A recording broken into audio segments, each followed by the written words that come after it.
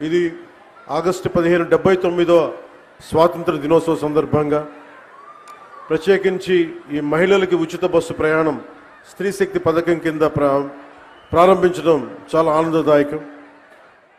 ఈ శుభ సందర్భాన మరోమారు మీ అందరికీ స్వాతంత్ర దినోత్సవ శుభాకాంక్షలు తెలియజేస్తా ఉన్నాను. మన రాష్ట్ర ఆడపడుచులకి ప్రత్యేకమైన శుభాకాంక్షలు తెలియజేస్తున్నాను.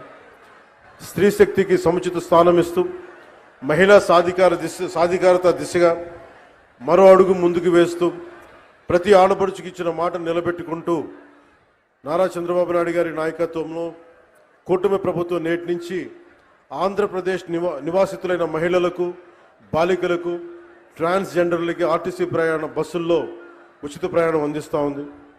ఈ పథకాన్ని అమలు చేయడానికి కూటమి ప్రభుత్వం ఏటా సుమారు 2,000 కోట్ల రూపాయలు ఖర్చు చేస్తూ ఉంది.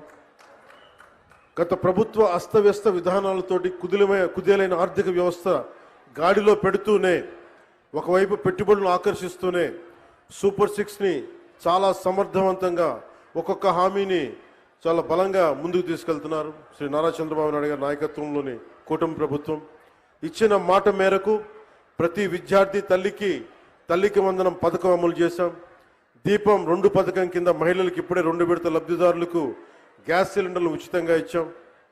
స్త్రీ శక్తి పథకంతో మహిళా ప్రయాణికులకి ఉచిత బస్సు సౌకర్యం అందించేందుకు ఏపీఎస్ఆర్టీసీకి చెందిన 8,458 బస్సులు ఉచిత ప్రయాణానికి అందుబాటులో ఉంటాయి.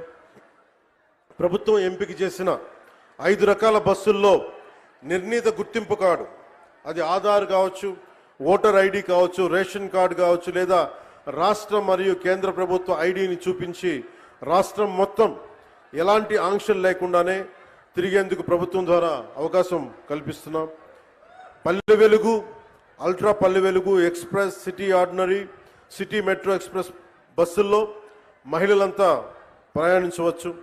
మహిళా ప్రయాణికులందరికీ 0 షేర్ టికెట్ జారీ చేసి ప్రయాణానికి అనుమతిస్తారు. ఉచిత ప్రయాణంతో పాటు మహిళా ప్రయాణికుల భద్రత కూడా కూటమి ప్రభుత్వం అత్యంత ప్రాధాన్యత ఇస్తుంది. ప్రతి బస్సులోనూ సీసీ కెమెరాలు ఏర్పాటు చేయడంతో పాటు మహిళా కండక్టర్ల వద్ద ఒంటి మీద వేసుకునే కెమెరాలను కూడా ఏర్పాటు చేయబోతా ఉన్నాం.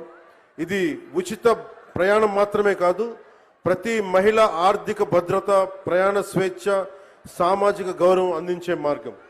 ఇందాక దారి పొడవుతా ఉండవల్లి నుంచి వస్తూ ఉంటే ఒక్కొక్క ఆడపడుచుతో మాట్లాడుతూ ఉంటే ఎంతంత సేవ్ అవుతుందమ్మా మీకు ఈ ప్రయాణం వల్ల అంటే, విద్యార్థులకి 1,500 నుంచి కొంతమందికి 2,000 రూపాయలు. నిజంగా ఒక 1,500, 2,000 రూపాయలు ఒక సగటు ఆడపడుచుకి ఇది మనకి పొదుపు చేయగలుగుతున్నాం.